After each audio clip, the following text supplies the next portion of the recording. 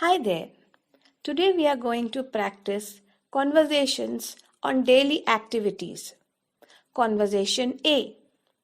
What time do you get up? I get up about 7:15. What time is breakfast at your house? Breakfast is always at 7:45. Conversation B. What do you usually do in the afternoon? We usually study or read.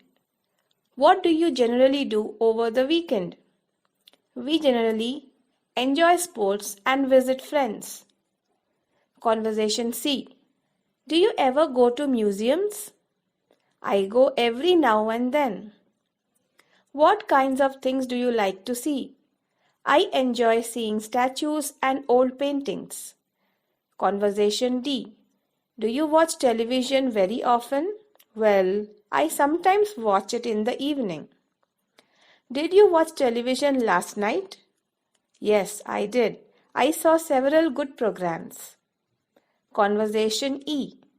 Do you ever listen to the radio? Certainly. In fact, I listen practically every night. What's your favorite program? I like the 11 o'clock theatre best of all. That's all for now. If you like my content, please subscribe. Bye.